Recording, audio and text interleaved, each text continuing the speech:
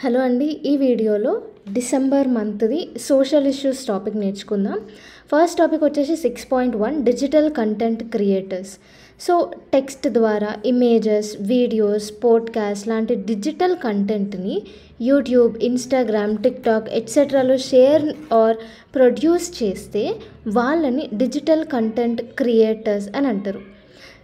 As per United Nation trade and development creative economy outlook 2024 report గ్లోబల్గా ఈ రిపోర్ట్లో గ్లోబల్గా ఈ digital content creators $2 trillion economy అనేది జనరేట్ చేస్తున్నారు.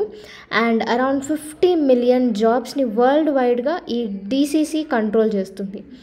సో ఈ creative industry 8% work force and $30 billion create చేస్తుంది. సో ఈ డిజిటల్ కంటెంట్ ఎకానమీని ఆరెంజ్ ఎకానమీ అని కూడా అంటారు. Okay, so digital content creators generate చేసిన ఎకానమీని digital creator economy or orange economy అని కూడా అంటారు. రీసెంట్గా UNESCO behind the screen survey ప్రకారం డిజిటల్ కంటెంట్ క్రియేటర్స్ ఇన్ఫ్లుయెన్స్ ప్రజలలో పెరుగుతుంది, బట్ వాళ్ళ క్రెడిబిలిటీ గురించి ఆలోచించాల్సింది అనేసి ఈ సర్వే హైలైట్ చేసి చెప్పింది. సో ఈ డిసిసి వల్ల, డిజిటల్ కంటెంట్ క్రియేటర్స్ వల్ల వచ్చే రిస్క్స్ ఏంటి అంటే, first thing misinformation, manipulating opinions లాంటివి ఇంక్రీజ్ చేసే ఛాన్స్ ఉంది. Example, as per behind the screen report 62% of DCC వాళ్ళు ఫ్యాక్ట్ చెక్ చేసుకోకుండానే వచ్చిన ఇన్ఫర్మేషన్ని స్ప్రెడ్ చేస్తున్నారు. అండ్ డిసిసి వాళ్ళు ఇంటెన్షనల్గా ఆర్ అన్ఇంటెన్షనల్గా వేరే వాళ్ళ ప్రైవసీని వైలేట్ చేస్తున్నారు. For example, sexual harassment case కింద ఉమెన్ ఫేస్ని, పేరుని రివీల్ చేయడం అది ప్రైవసీని వైలేట్ చేస్తుంది. సో చాలా వరకు యూట్యూబ్ ఛానల్స్ వాళ్ళ ప్రైవసీని వైలేట్ చేస్తున్నాయి. అండ్ ఇంకొక ఎగ్జాంపుల్ ఏంటి, కేంబ్రిడ్జ్ అనలిటికా స్కాండల్. ఇది 2018 ప్రకారం ఫేస్బుక్ కొన్ని మిలియన్స్ ఆఫ్ యూజర్స్ డాటాని యూజ్ చేసి పొలిటికల్ యాడ్స్తో ఎలక్షన్స్ని ఇన్ఫ్లుయెన్స్ చేసింది అనేసి ఈ శాండిల్ రివీల్ చేసింది. Next, social media algorithms content popularity పైన ఫోకస్ చేస్తున్నాయి, కానీ ఆ ఇన్ఫర్మేషన్ రియలా ఫేకా అని పట్టించుకోవట్లేదు. సో క్రియేటర్స్కి కూడా ఇండైరెక్ట్గా వెరిఫైడ్ ఇన్ఫర్మేషన్ కంటెంట్ని ప్రోత్సహించకుండా సెన్సేషనలైజ్డ్ కంటెంట్ని ఎంకరేజ్ చేస్తుందన్నమాట. అండ్ డిసిసికి రైట్ అండ్ రెస్పాన్సిబిలిటీస్ పైన అవేర్నెస్ లేదు, అండ్ స్పాన్సర్డ్ కంటెంట్లో ట్రాన్స్పరెన్సీ ఉండదు, ఆన్లైన్ హెరాస్మెంట్ ఇవన్నీ జరుగుతున్నాయి. సో ఇవన్నీ major risks and challenges. Next, ఛాలెంజెస్కి వస్తే, ఈ డిజిటల్ కంటెంట్ని రెగ్యులేట్ చేయడానికి IT act 2000, consumer protection act 2019 ఉన్న క్రియేటర్ ఎకనామీ అంటే ఆ డిసిసి ఎలాంటి ఇన్ఫర్మేషన్ స్ప్రెడ్ చేసి మనీ జనరేట్ చేసుకుంటున్నదో దానికి మాత్రం ఏ రెగ్యులేషన్స్ లేదు. ఫర్ ఎగ్జాంపుల్, బెట్టింగ్ యాప్స్ పైన యాడ్స్ అనేవి విపరీతంగా పెరిగిపోతున్నాయి. దానివల్ల చాలామంది యూత్ దానికి ఇన్ఫ్లుయెన్స్ అయ్యి బెట్టింగ్ యాప్స్కి అలవాటై చాలామంది ఫినాన్షియల్ కండిషన్స్ మొత్తం డిటెరియరేట్ చేసుకున్నారు. సో ఇది మేజర్గా ఇట్లాంటి రెగ్యులేషన్స్ లేవు క్రియేటర్ ఎకనామీని రెగ్యులేట్ చేసేవి. నెక్స్ట్, డిజిటల్ కంటెంట్కి జ్యూరిస్డిక్షన్తో కాన్ఫ్లిక్ట్స్ ఉన్నాయి. For example, ministry of information and technology, department of consumer affairs, ఇంకా telecom regulatory authority of India, ఇవన్నీ ఇన్వాల్వ్ అవుతున్నాయి అన్నమాట దీంట్లో. సో దీనివల్ల ఏంది అంటే, ఎక్కువ ఇన్వాల్వ్ అవ్వడం వల్ల క్రెడిబిలిటీ అనేది పోతుంది వీటికి కూడా. నెక్స్ట్, డిజిటల్ మీడియా ఛానల్స్ ఎక్కువ అవ్వడం వల్ల కన్వెన్షనల్ మీడియా ఛానల్స్ లైక్ టీవీలో వచ్చే అఫీషియల్ యూట్యూబ్ టీవీ ఛానల్స్ ఇవన్నీ నష్టపోతున్నాయి. నెక్స్ట్, వే ఫార్వర్డ్ చూసుకుంటే, కంటెంట్ క్రియేటర్స్కి ఇన్ఫర్మేషన్ని వెరిఫై చేసుకోవడానికి గూగుల్ న్యూ ఇనిషియేటివ్ ప్రోగ్రామ్ తీసుకొని వచ్చింది. మళ్ళీ నెక్స్ట్, యూరోపియన్ యూనియన్లో యూజర్ డేటాని రెస్పాన్సిబుల్గా సెక్యూర్గా చేయడానికి జనరల్ డేటా ప్రొటెక్షన్ రెగ్యులేషన్ ద్వారా స్ట్రిక్ట్ డేటా ప్రొటెక్షన్ రూల్స్ అనేవి ఎన్ఫోర్స్ చేసింది. తర్వాత యూజర్స్ ప్రైవసీని ప్రొటెక్ట్ చేయాలి. డాటా బ్రిడ్జెస్కి రెస్ట్రిక్ట్ చేస్తూ India digital personal data protection act 2023 launch చేసింది. తర్వాత గూగుల్, ఫేస్బుక్ లాంటి టెక్ జయంట్స్ న్యూస్ పబ్లిషర్స్ కంటెంట్ని యూజ్ చేసుకుంటున్నందుకు ఆ న్యూస్ పబ్లిషర్స్కి పే చేయాలి అనేసి Australia news media bargaining code తీసుకొని వచ్చింది. మళ్ళీ నెక్స్ట్ డీసీసీ ప్రమోషనల్ పోస్ట్లో క్లియర్ డిస్క్లైమర్స్ వేయాలి అనేసి ఇండియాలో the advertising standards council of India rules pass చేసింది. తర్వాత మీడియా లిటరసీ పైన కంటెంట్ క్రియేటర్స్ని ఎడ్యుకేట్ చేయడానికి UNESCO media and information literacy programme తీసుకొని వచ్చింది. సో ఇట్లా చాలా తీసుకొని వచ్చిందనమాట.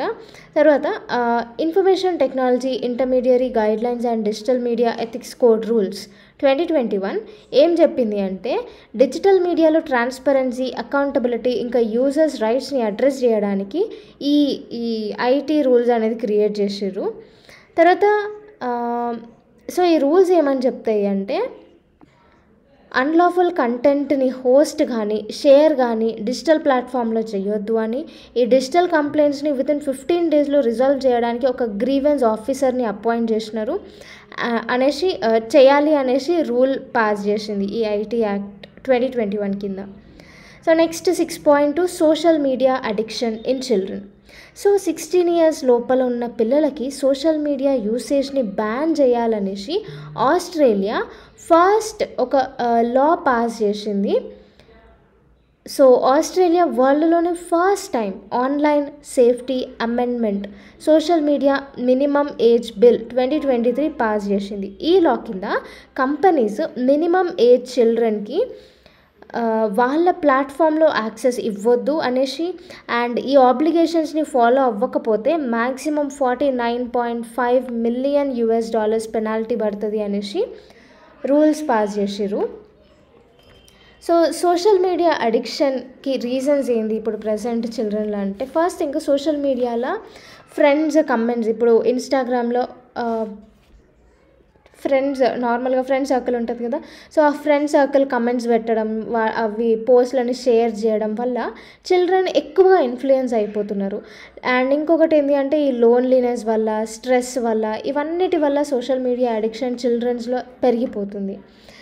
అండ్ సో ఇట్లా బ్యాన్ చేసారు కదా, ఈ బ్యాన్ కరెక్టే అని సపోర్ట్ చేయడానికి ఆర్గ్యుమెంట్స్ ఏంటి అంటే ఇప్పుడు ప్రజెంట్ చిల్డ్రన్ పైన సైబర్ బుల్లింగ్ అనేది అవుతుంది, స్క్రీన్ టైం పెరిగిపోతుంది, అకాడమిక్ పైన ఇంపాక్ట్ పెరుగుతుంది అండ్ ఫేస్ టు ఫేస్ ఇంటరాక్షన్ని లిమిట్ చేస్తుంది. ఎక్కువగా ఆన్లైన్ మీడియాలోనే ఉండడం వల్ల ఫేస్ టు ఫేస్ ఇంటరాక్షన్స్ తగ్గిపోతున్నాయి, రిలేషన్షిప్ బిల్డింగ్ ఇంకా ఎమోషనల్ అండర్స్టాండింగ్ పైన ఇంపాక్ట్ పెరిగిపోతుంది అనమాట. సో అవన్నీ లేవు ఇప్పుడు ప్రజెంట్. అందుకే చిల్డ్రన్ని ఈ సోషల్ మీడియా ప్లాట్ఫామ్ యూజ్ చేయనియొద్దు అనేసి ఆర్గ్యుమెంట్ చేస్తున్నారు. సో ఈ బ్యాన్ని అపోజ్ చేస్తూ ఇట్లా మినిమం ఏజ్ వాళ్ళు సోషల్ మీడియా ప్లాట్ఫామ్స్ యూజ్ చేయొద్దు అనేసి బ్యాన్ చేస్తున్నారు. సో వాటికి అపోజ్ చేస్తూ ఆర్గ్యుమెంట్స్ ఏంటి అంటే ఇప్పుడు ప్రజెంట్ సోషల్ మీడియా ప్లాట్ఫామ్స్ వల్ల కనెక్టివిటీ పెరుగుతుంది, కొలాబరేషన్స్ పెరుగుతున్నాయి, దానివల్ల క్రియేటివిటీ ఇంకా ప్రాబ్లమ్ సాల్వింగ్ స్కిల్స్ అనేవి డెవలప్ చేసుకోవచ్చు. ఇలా సోషల్ మీడియా నుండి బ్యాన్ చేస్తే children unsafe spaces like dark web use చేసే ఛాన్స్ అనేది ఎక్కువ ఉంటుంది, ఎందుకంటే పిల్లలు విపరీతంగా అడిక్ట్ అయిపోయినారు. సో సడన్గా బ్యాన్ చేస్తే అది చాలా ప్రాబ్లం అవుతుంది. And unsafe spaces like dark web అట్లాంటివి యూజ్ చేసే ఛాన్సెస్ అనేవి ఎక్కువ ఉంటాయి. అండ్ ఇలా సోషల్ ప్లాట్ఫామ్స్ నుంచి చిల్డ్రన్స్ని బ్యాన్ చేయడం కంటే ఈ ప్లాట్ఫామ్స్ని చిల్డ్రన్ ఫ్రెండ్లీ లాగా సేఫ్ ప్లేసెస్ లాగా క్రియేట్ చేయాలి అనేసి అంటున్నారు. అండ్ ఈ రూల్ని అపోజ్ చేస్తూ ఆర్గ్యుమెంట్స్ చేశారు అనమాట. సో సోషల్ మీడియా నుండి చిల్డ్రన్ని ప్రొటెక్ట్ చేయడానికి కొన్ని ఇనిషియేటివ్స్ తీసుకొని వచ్చిర్రు. ఐటీ యాక్ట్ 2000 కింద section 67B child sexual abuse material online, ఈ చైల్డ్ సెక్యూస్ అబ్యూస్ మెటీరియల్ని ఆన్లైన్లో పబ్లిష్ చేసిన, షేర్ చేసిన స్ట్రింజెంట్ పనిష్మెంట్ ఉంటుంది అనేసి చెప్తుంది ఈ యాక్ట్. తర్వాత digital personal data protection act 2023 ఇది 18 years కంటే తక్కువ ఉన్న వాళ్ళు పర్సనల్ డేటా ప్రాసెస్ చేయాలంటే పేరెంటల్ కన్సర్న్ అనేది ఉండాలి అనేసి చెప్తుంది. తర్వాత national commission for protection of child rights కింద ఆన్లైన్ కంప్లైంట్ మేనేజ్మెంట్ సిస్టమ్ని ఎస్టాబ్లిష్ చేసినారు. గ్లోబల్ లెవెల్లో చూస్తే USA under 13 children personal data తీసుకోవాలంటే ఈ చిల్డ్రన్ పర్సనల్ డేటా తీసుకోవాలంటే పెరెంటల్ కన్సెంట్ అనేది ఉండాలి అనేసి, తర్వాత children online privacy protection act 1998, children's internet protection act 2000 ఈ రెండు ఎస్టాబ్లిష్ చేసారు యుఎస్ఏ వాళ్ళు. తర్వాత యూరోపియన్ యూనియన్లో under 16 children personal data processing కోసం పెరెంటల్ కన్సెంట్ ఉండాలి అనేసి జనరల్ డేటా ప్రొటెక్షన్ రెగ్యులేషన్ని తీసుకొని వచ్చినారు. యూకే వాళ్ళు ఫేస్బుక్, యూట్యూబ్, టిక్టాక్కి ఏజ్ రెస్ట్రిక్షన్స్ స్ట్రిక్ట్ చేసినారు అనమాట రూల్స్. సో ఈ ఆన్లైన్ సేఫ్టీ యాక్ట్ 2023 కింద ఈ రూల్స్ అనేవి ఏజ్ రెస్ట్రిక్షన్ రూల్స్ అనేవి చాలా స్ట్రిక్ట్ చేసినారు. సో వే ఫార్వర్డ్ చూసుకుంటే టెక్ కంపెనీస్ మైనర్స్ సేఫ్టీ కోసం డిఫాల్ట్ ప్రైవసీ సెట్టింగ్స్ పెట్టాలి. Like UK's age appropriate design code లాగానే ఓవరాల్ గ్లోబల్ లెవెల్లో దీన్ని ఇంప్లిమెంట్ చేయాలి. తర్వాత ఏఐ డిటెక్షన్ టూల్స్ యూజ్ చేయాలి. Tech companies safe and children friendly spaces create చేయాలి. చిల్డ్రన్స్ ఇంటర్నెట్ అనేసి గవర్నమెంట్ ఒక సేఫ్ ఎడ్యుకేషనల్ స్పేస్తో సోషల్ మీడియా రిస్క్స్ అనేవి లేకుండా క్రియేట్ చేయాలి. తర్వాత డిజిటల్ లిటరసీ, రెస్పాన్సిబుల్ ఆన్లైన్ బిహేవియర్ని ప్రమోట్ చేయాలి. For example Kerala digital addiction centres అనేవి తీసుకొని వచ్చింది. దీనివల్ల ఏంటి అంటే కిడ్స్కి ఫ్రీ కౌన్సిలింగ్ ఆఫర్ చేస్తారు. ఎవరైతే డిజిటల్ అడిక్ట్స్ ఉన్న కిడ్స్ ఉంటారో వాళ్ళకి ఫ్రీ కౌన్సిలింగ్ అనేది ఆఫర్ చేస్తున్నారు. నెక్స్ట్ వచ్చేసి మాన్యువల్ స్కావెంజింగ్ 6.3. రీసెంట్గా doctor Balaram Singh versus union of India and ORS 2023 కేసులో కొన్ని డైరెక్షన్స్ ఇచ్చింది. యూనియన్ అండ్ స్టేట్స్కి మాన్యువల్ స్కావెంజింగ్ని ఎరాడికేట్ చేయడం పైన ఫోకస్ చేయాలి అనేసి చెప్పింది. సీవేజ్ వర్కర్స్కి అండ్ వాళ్ళ పిల్లలకి ఎంప్లాయ్మెంట్ని ఎన్ష్యూర్ చేయాలి, వాళ్ళ పిల్లలకి ఎడ్యుకేషన్ ఇంకా స్కిల్ ట్రైనింగ్ ప్రొవైడ్ చేయాలి అనేసి సుప్రీంకోర్టు చెప్పింది. ఇంకా సూవర్ డెత్స్కి 30 lakhs కంపెన్సేషన్ ఇవ్వాలి అండ్ సూవర్ విక్టిమ్స్ డిజేబుల్డ్ అయితే వాళ్ళకి 20 lakhs కంపెన్సేషన్ ఇవ్వాలి అనేసి సుప్రీంకోర్టు అడ్వైజ్ చేసింది. సో మాన్యువల్ స్కావెంజింగ్ అంటే human waste, open drains, pits మాన్యువల్గా క్లీన్ చేయడం, మాన్యువల్ రిపేర్స్ చేయడం as per prohibition of employment as manual scavengers and their rehabilitation act 2013. So ఇది మాన్యువల్ స్కావెంజింగ్ని డిఫైన్ చేసింది. సో అఫీషియల్గా మాన్యువల్ స్కావెంజింగ్ని 1993లో బ్యాన్ చేసినారు. ఈ మాన్యువల్ స్కావెంజింగ్ని ఆపడానికి కొన్ని లాస్ తీసుకొని వచ్చారు. అవి ఏంటి అంటే prohibition of employment as manual scavengers and their rehabilitation act 2013, తర్వాత employment of manual scavengers and construction of dry latrines prohibition act 1993, తర్వాత protection of civil rights act 1955, SC/ST prevention of atrocities act 1989 ఇవన్నీ తీసుకొని వచ్చినారు. తర్వాత schemes like sanitation workers safety డిగ్నిటీని ensure చేస్తూ national Safai Karmachari financial development corporation కింద national action for mechanised sanitation ఎకోసిస్టమ్స్ని launch చేసినారు. తర్వాత స్వచ్ఛ భారత్ మిషన్ ఎస్టాబ్లిష్ చేసినారు. National commission for Safai Karmacharis establish చేసినారు. National Safai Karmachari financial development కార్పొరేషన్స్ని కూడా లాంచ్ చేసారు. Next 6.4 female labour force participation in India.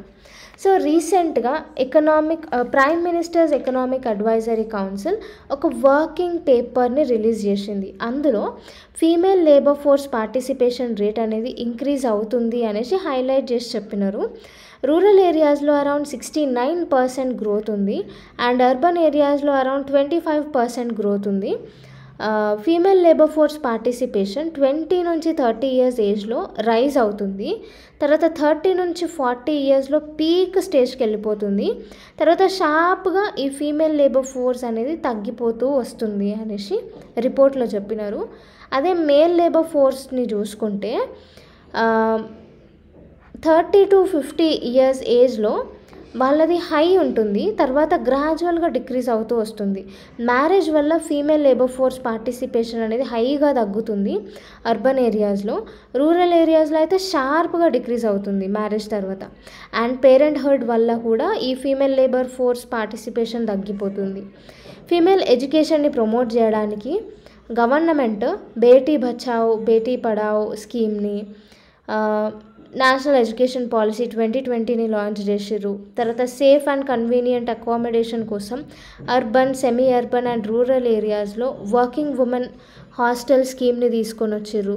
వయలెన్స్తో harassment, domestic violence ఇవన్నిటితోని అఫెక్ట్ అయిన ఉమెన్స్ కోసం ఉమెన్ హెల్ప్ లైన్, ఇంకా వన్ స్టాప్ సెంటర్స్ లాంచ్ చేసిర్రు. ఉమెన్ వర్కర్స్ కోసం లేబర్ కోడ్స్, వేజెస్ని, industrial relations, social security, occupational safety, health and working conditions rules తీసుకొని వచ్చిర్రు. మళ్ళీ ఆపర్చునిటీస్ బెటర్మెంట్ కోసం, సేఫ్ వర్క్ ఎన్విరాన్మెంట్ కోసం the sexual harassment of women at work place prevention, prohibition and redressal act 2013ని launch చేసిర్రు.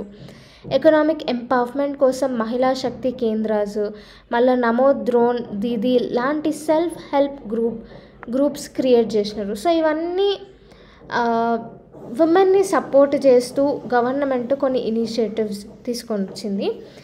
Next వచ్చేసి 6.5.1 South Korea becomes super aged society. So south కొరియాలో 20% కంటే ఎక్కువ పాపులేషన్ 65+ ఇయర్స్లో ఉన్నారు అనేసి ఆ గవర్నమెంట్ అఫీషియల్గా డిక్లేర్ చేసింది. యునైటెడ్ నేషన్ ప్రకారం 65 ఇయర్స్ కంటే ఎక్కువ ఏజ్డ్ పీపుల్ ఒక కంట్రీలో 7% కంటే ఎక్కువ ఉంటే ఆ కంట్రీని ఏజింగ్ కంట్రీ అంటారు. ఓకే, ఏజింగ్ అంటే 65+ ఏజ్డ్ పీపుల్ 7% కంటే ఎక్కువ ఉంటే ఏజింగ్ అంటారు. ఏజ్డ్ అయితే 65+ పీపుల్ 14% కంటే ఎక్కువ ఉంటే దానిని ఏజ్డ్ కంట్రీ అంటారు. 20% కంటే ఎక్కువ ఉంటే దాన్ని సూపర్ ఏజ్డ్ కంట్రీ అనేసి అంటారు. సో ఈ లిస్టులో మన ఏషియాలో ఫస్ట్ జపాన్ ఉంటే second country south Korea register అయింది. నెక్స్ట్ వచ్చేసి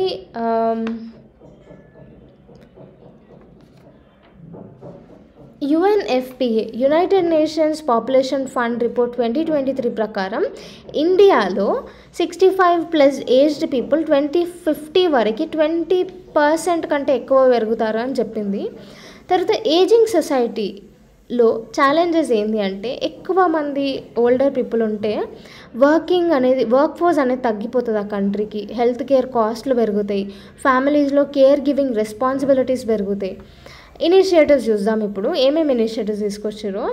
గ్లోబల్ లెవెల్లో ఓల్డర్ పీపుల్కి క్వాలిటీ ఆఫ్ లైఫ్ని ప్రమోట్ చేయడానికి United nations Madrid international plan of action on ageing తీసుకొని వచ్చారు.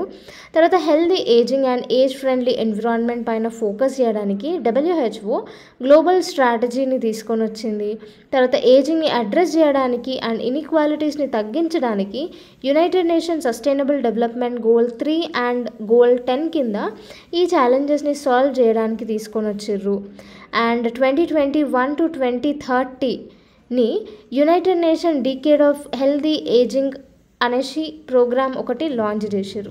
ఇండియాలో అయితే Ayushman Bharat, Pradhan Mantri Jan Arogya Yojana, national policy for older persons 1999, maintenance and welfare of parents and senior citizens act 2007, ఇక national programme for health care for elderly, ఇవన్నీ programmes మన ఇండియాలో launch చేసినారు. Next 6.5.2 Jal Jeevan mission and women empowerment. So అప్పట్లో మనకి ఇంట్లో నల్లలు లేనప్పుడు మన ఇళ్ళల్లో ఉమెన్ కొన్ని కిలోమీటర్స్ నడిచి పోయి వాటర్ తీసుకొని వచ్చేవాళ్ళు. అర్బన్ ఏరియాస్లో అయితే జస్ట్ ఒక 10 minutes వాకబుల్ డిస్టెన్స్లో ఉంటుంది, కానీ రూరల్ ఏరియాస్లో మాత్రం కొన్ని కిలోమీటర్స్ వరకు వెళ్ళి వాటర్ తీసుకొని వచ్చేవాళ్ళు. కానీ జల్ జీవన్ మిషన్ కింద చాలామంది ఇళ్ళలో దగ్గరలోనే వాటర్ అనేది ప్రొవైడ్ చేస్తున్నారు. సో దీనివల్ల ఏంటి అంటే ఉమెన్ ఆ టైంని వాళ్ళ స్కిల్ డెవలప్మెంట్కి, ఎడ్యుకేషన్ పైన ఫోకస్ చేసి ఉమెన్ ఎంపవర్మెంట్ అనేది అవుతుంది.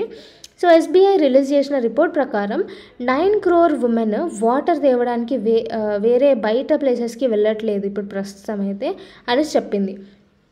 జల్ జీవన్ మిషన్ వల్ల ఇంటి దగ్గరలోనే వాటర్ అవైలబుల్లో ఉంటుంది. దానివల్ల ఉమెన్ స్కిల్ డెవలప్మెంట్ పైన అండ్ జల్ జీవన్ మిషన్ కింద శానిటేషన్ కమిటీలో ఉమెన్ మెంబర్స్ లాగా ఉంటున్నారు. దానివల్ల 59.9 lakh మందికి డైరెక్ట్గా ఉమెన్ ఎంప్లాయ్మెంట్ ఉంది అన్నమాట. సో జల్ జీవన్ మిషన్ హర్ ఘర్ జల్ ఇది మినిస్ట్రీ ఆఫ్ జల్ శక్తి కింద లాంచ్ చేసారు.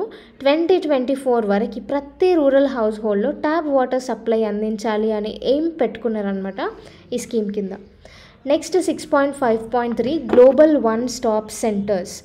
So women or girl vulnerable సిచ్యువేషన్స్లో ఉన్నప్పుడు ఏదైనా కానివ్వండి, డొమెస్టిక్ వైలెన్స్ అయినా, హ్యూమన్ ట్రాఫికింగ్ అయినా, హెరాస్మెంట్ అయినా, ఇట్లాంటి సిచ్యువేషన్స్లో ఇంట్లో సపోర్ట్ లేనప్పుడు వాళ్ళకి కౌన్సిలింగ్ ఇచ్చి షెల్టర్స్ ప్రొవైడ్ చేస్తారు ఈ వన్ స్టాప్ సెంటర్స్ వాళ్ళు.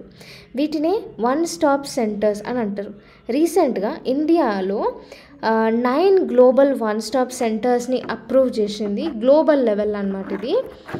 నార్మల్గా అయితే షీటిమ్స్ కింద వన్ స్టాప్ సెంటర్స్ అనేవి ఇప్పటికీ రన్ అవుతున్నాయి. సో ఇదన్నమాట. Next 6.5.4 Bal Vivah Mukt Bharat campaign launched. So ఈ క్యాంపెయిన్ని child marriage free Bharat campaign అని కూడా అంటారు. ఈ క్యాంపెయిన్ అందరినీ చైల్డ్ మ్యారేజ్ అపోజ్ చేయాలి అనే పిలుపు ఇచ్చింది. చైల్డ్ మ్యారేజెస్ని రిస్ట్రిక్ట్ చేయడానికి చైల్డ్ మ్యారేజ్ ఫ్రీ భారత్ పోర్టల్ని లాంచ్ చేసినారు. మన ఇండియాలో 2005 నుంచి 6 వరకు 47.4% వరకు చైల్డ్ మ్యారేజ్ రేట్ ఉండే. దాని తర్వాత 2019 to 21లో 23.3% వరకు చైల్డ్ మ్యారేజెస్ అనేవి కొంచెం తగ్గినాయి. కానీ వెస్ట్ బెంగాల్, బీహార్, త్రిపుర, జార్ఖండ్, అస్సాం, ఆంధ్రప్రదేశ్, రాజస్థాన్ ఇంకా తెలంగాణలో ఎక్కువ చైల్డ్ మ్యారేజెస్ అనేవి అవుతున్నాయి. అండ్ ఈ చైల్డ్ మ్యారేజెస్ వల్ల ఫిజికల్గా హెరాస్ చేసే ఛాన్స్ ఎక్కువ ఉంది. ఎడ్యుకేషన్ ఇంకా స్కిల్స్ డెవలప్ చేసుకోవడానికి గర్ల్ చైల్డ్ దూరం అయిపోతుంది. గర్ల్స్ రిప్రొడక్టివ్ హెల్త్ సిస్టమ్ అనేది డ్యామేజ్ అయ్యే ఛాన్సెస్ అనేవి ఎక్కువ ఉన్నాయి.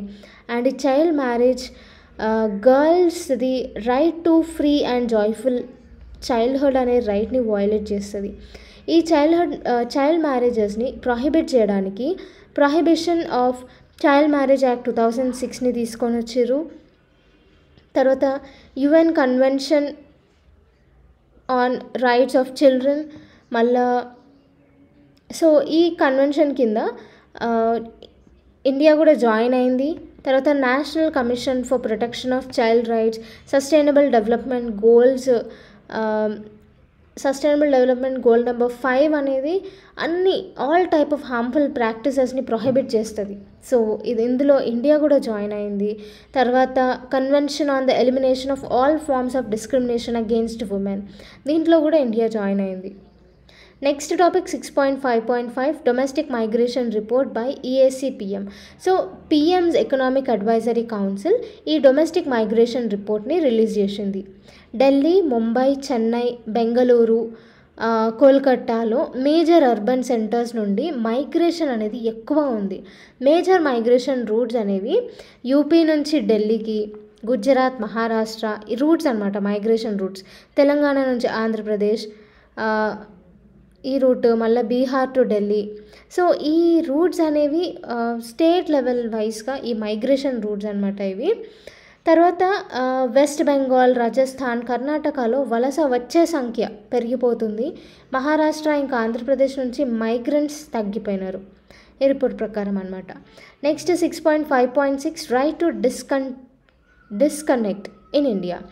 సో ఒక యంగ్ ఫీమేల్ ఎంప్లాయీ వర్క్ స్ట్రెస్తోని చనిపోయింది. సో అది ఓవరాల్ ఇండియాలో డిస్టర్బెన్స్ క్రియేట్ చేసిందనమాట. సో అందరూ చాలామంది ఈ రైట్ టు డిస్కనెక్ట్ లా తీసుకురావాలి అనేసి డిమాండ్ చేస్తున్నారు. ఇప్పుడు ప్రస్తుతం మ్యాక్సిమం ఈ వర్క్ స్ట్రెస్ అనేది ఎక్కువ పెరిగిపోతుంది. సో దీన్ని కౌంటర్ చేయడానికి రైట్ టు డిస్కనెక్ట్ అనేది ఉండాలి అనేసి చాలామంది ఇండియన్ సిటిజన్స్ డిమాండ్ చేస్తున్నారు. ఈ రైట్ టు డిస్కనెక్ట్ అంటే ఎంప్లాయర్స్ వర్క్ అవర్స్ తర్వాత కాల్ చేస్తే వాళ్ళు కాల్ చేస్తే ఈ ఎంప్లాయీస్ కాల్ ఆన్సర్ చేయనవసరం లేదు. అండ్ దీన్ని కాల్ ఆన్సర్ చేయలేదు కదా అనేసి ఏం డిసిప్లినరీ యాక్షన్స్ కూడా తీసుకురావద్దు అనేసి ఒక లా పాస్ చేయాలి. ప్రస్తుతం వరల్డ్ వర్క్ స్ట్రెస్ వల్ల mental health issues, cardiovascular diseases, insomnia, sleep cycles disturb అవ్వడము ఇవన్నీ అవుతున్నాయి. అందుకే రైట్ టు డిస్కనెక్ట్ని తీసుకురావాలి అని డిమాండ్ చేస్తున్నారు. ఈ ఫ్రాన్స్, పోర్చుగల్, స్పెయిన్ ఇంకా ఆస్ట్రేలియా లాంటి దేశాలలో right to disconnect law already pass చేసినారు. మన ఇండియన్ కాన్స్టిట్యూషన్లో directive principle of state policy కింద ఆర్టికల్ 38 ఇంకా 39E కింద వర్కర్స్ని ప్రొటెక్ట్ చేయాలి అనేసి ఉంది. బట్ అఫీషియల్గా అయితే ఏం లాస్ అనేవి తీసుకొని రాలేదు. నెక్స్ట్ వచ్చేసి 6.5.7 global report on trafficking in persons 2024. So United Nations office on drugs and crime ఈ global report on trafficking in persons 2023 release చేసింది. ఈ రిపోర్ట్ ప్రకారం 2019 నుండి 2022 వరకు 25% కంటే ఎక్కువ విక్టిమ్స్ పెరిగిపోయినారు. అందులో 61% ఉమెన్ అండ్ గర్ల్స్ ఉన్నారు. నెక్స్ట్ వచ్చేసి 6.5.8 no detention policy. So no detention policy కింద 1st నుండి 8th క్లాస్ పిల్లలు ఫెయిల్ చేయొద్దు అనేసి చెప్పింది. మ్యాక్సిమం ఇప్పుడు డ్రాప్ అవుట్ రేట్ అనేది పెరిగిపోతుంది. సో ఆ డ్రాప్ అవుట్ రేట్ అనేది తగ్గించడానికి ఈ నో డిటెన్షన్ పాలసీ అనేది తీసుకొని వచ్చారు. సో ఏ స్టూడెంట్ని ఫెయిల్ చేయొద్దు అనేసి ఈ లా చెప్పింది. కానీ ఈ పాలసీని రీసెంట్గా మినిస్ట్రీ ఆఫ్ ఎడ్యుకేషన్ తీసేసిందనమాట. అండ్ ఇప్పటి నుండి తీసేసి చెప్పిందనమాట, ఇప్పటి నుంచి క్లాస్ 5 నుంచి క్లాస్ 8 స్టూడెంట్స్ క్లాస్ 5 ఇంకా క్లాస్ 8 స్టూడెంట్స్ ఎగ్జామ్లో మంచిగా పర్ఫామ్ చేయకపోతే వాళ్ళని ఫెయిల్ చేయొచ్చు. అండ్ ఆ ఫెయిల్డ్ స్టూడెంట్ వితిన్ 2 months మళ్ళీ ఎగ్జామ్ రాయాలి, ఎగ్జామ్ రీకండక్ట్ చేస్తారు. ఒకవేళ ఆ ఎగ్జామ్లో కూడా ఫెయిల్ అయితే అదే క్లాస్లో ఉంటారు. ఓకే, సో ఇదన్నమాట ఇప్పుడు కొత్త పాలసీ. కానీ ఎడ్యుకేషన్ అనేది ఒక state subject. So state subject కిందకి వస్తుంది కాబట్టి ఈ కొత్త పాలసీని స్టేట్స్ ఇంప్లిమెంట్ చేయాలా వద్దా అనేది ఆ స్టేట్స్ ఇష్టం అనమాట. ప్రస్తుతానికైతే ఈ కొత్త పాలసీలో 16 states and 2 union territories including Delhi ఈ పాలసీని అడాప్ట్ చేసుకుంది. Next 6.5.9 world food programme outlook for Global Outlook for 2025. So World Food Program, UN General Assembly and World agriculture organisation ఈ రెండు కలిసి 1961లో దీన్ని ఎస్టాబ్లిష్ చేసినారు. సో ఈ వరల్డ్ ఫుడ్ ప్రోగ్రామ్ని ఇది global outlook for 2025 report release చేసింది రీసెంట్గా. వరల్డ్ ఫుడ్ ప్రోగ్రామ్ ఈ గ్లోబల్ అవుట్లుక్ ఫర్ 2025 రిపోర్ట్ని రిలీజ్ చేసింది. ఈ రిపోర్ట్ ప్రకారం 74 కంట్రీస్లో కొంచెం ఫుడ్ సెక్యూరిటీ అనేది ఉంది. అండ్ స్పెషల్గా ఆర్మ్డ్ ఫోర్సెస్ ఎక్కడైతే ఇప్పుడు ప్రజెంట్ రూల్ చేస్తున్నారో, ఎమర్జెన్సీ సిచ్యువేషన్స్ ఏ కంట్రీస్లో అయితే ఉన్నాయో అక్కడ ఫుడ్ సెక్యూరిటీ ఇన్సెక్యూరిటీ అనేది హైగా ఉంది. అండ్ 21.25 పాపులేషన్ అండర్ నరిష్మెంట్లో ఉన్నారు మన ఇండియాలో. అందులో అండ్ 6 to 59 months వాళ్ళు ఈ చిల్డ్రన్ 38% వరకు క్రానిక్ మాల్ న్యూట్రిషన్ అనేది ఉంది అనేసి రిపోర్ట్ చెప్తుంది. నెక్స్ట్ వచ్చేసి Anna Chakra tool. So food grain supply chain ఎఫిషియెంట్గా ఉండాలి అనేసి, అంటే ఒక స్టేట్ నుంచి ఇంకొక స్టేట్కి కన్జ్యూమర్స్ కానీ డిస్ట్రిబ్యూటర్స్ కానీ వీళ్ళ మధ్యలో లింక్స్ ఈ సప్లై చైన్ అనేది ఎఫిషియెంట్గా ఉండడానికి ఈ అన్న చక్ర టూల్ అనేది తీసుకొని వచ్చారు. ఈ టూల్ని దీన్ని లాంచ్ చేసింది ఎవరెవరంటే IIT ఢిల్లీ, మళ్ళీ వరల్డ్ ఫుడ్ ప్రోగ్రామ్, ఇంకా department of food public distribution. ఈ ముగ్గురు కొలాబరేట్ అయ్యేసి ఈ ఇనిషియేటివ్ని లాంచ్ చేసారు. So food grain supply chain కోసం రైల్వేస్ ఇంకా స్టేట్ గవర్నమెంట్ కలిసి ప్లాన్ చేసారు అనమాట. ఏ రూట్స్ నుంచి సప్లై చైన్ అనేది ఉండాలి అనేసి. దాన్నే అన్న చక్ర టూల్ అనేసి అంటారు. సో దీంతో మనకి సోషల్ ఇష్యూస్ టాపిక్ అనేది కంప్లీట్ అయిపోయింది.